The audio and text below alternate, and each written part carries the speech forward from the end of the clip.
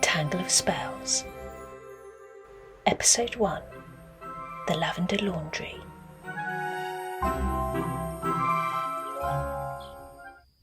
One glorious summer's day, I took a walk to the woods. The path was flanked on one side by golden fields of wheat, and the other green hedgerows, where insects buzzed amongst the brambles. Happy bees were feasting on the nectar from wild roses, and clusters of hazelnuts were ripening in the sun. Fields gave way to meadow, and I came to the entrance to the woods. I chose a path that led towards the river. As I walked along the riverbank, I listened to the gentle babble of the water tumbling over the rocks and pebbles.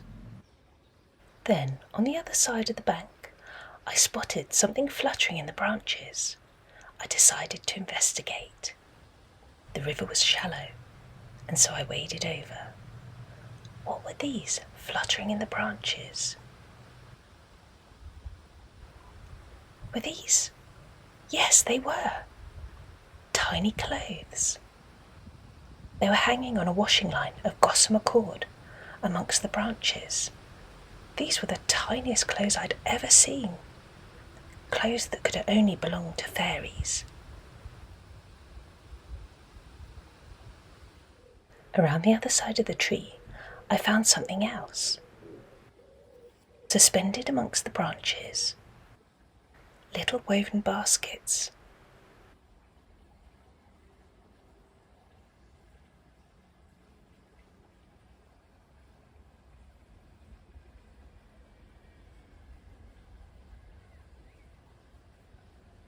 All of them were filled with neatly folded bundles of linen. And there was something else on the bank down by the river. What was this? A small wash tub with a miniature washboard, and balanced against it, a real fairy wand.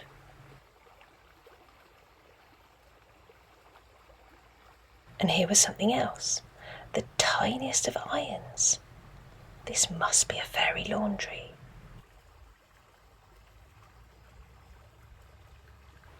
I know how much fairies dislike cameras, so I put mine away and took out my sketchbook.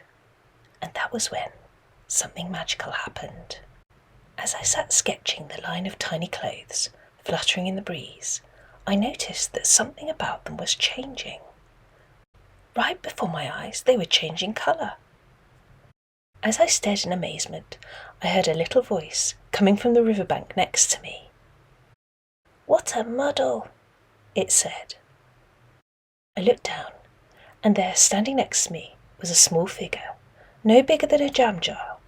He had wavy, mushroom-coloured hair, and eyebrows and a beard to match. On his back, he carried bundles of lavender, and either side of that, acorn cups filled with white soap flakes.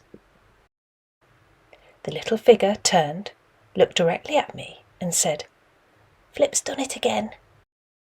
"What has he done?" I inquired, quite taken aback. "Well, he's mixed up the spells again. Look at those clothes," said the little fellow. I looked at the line of clothes, not quite understanding what the fairy meant. "Flip's mixed up my spell for extra bubbly laundry with Fairy Berry's spell for enchanted colour-changing cakes. Now, rather than having sparkling clean laundry, I have colour-changing clothes. Oh, I haven't introduced myself, have I?" he said, fluttering up next to me. "My name is Mossy, Mossy Sundings, and I run the Lavender Laundry with my partner Lavender Allheart. He's taken the day off to visit his cousin in the Chamomile Meadows. So I'm here, managing the laundry all by myself, and soon my delivery squirrels will be here, expecting to take out the fresh laundry to all the customers. But I can't send them out looking like this. And what about Fairy Berry? She's going to have bubbling cakes. I need Flip to reverse the spell." Mossy looked so sad and worried. I knew I had to do something. "I can help," I said. "I'll find Flip and I'll send him back to you, I said. The smile returned to Mossy's face. Oh, thank you, he said. If you go to the Buttercup Bakery, where Fairy Berry lives, you might just catch Flip there. Do you know the way, though? Yes, I said. I have a map of the Fairy Woods, given to me by Fidelia the Forager. That will guide me. Well, that's pixie perfect, said Mossy. I'm sure you'll find it in no time. And just in case you get lost, look for the place where an oak and hazel tree grow together, just past the wheat field. And with that, he was gone. I put away my sketchbook and set off on my quest to find the Buttercup Bakery.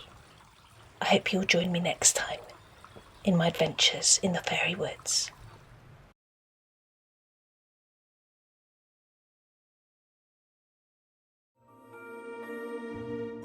Today's episode was brought to you by the Romanus Rose.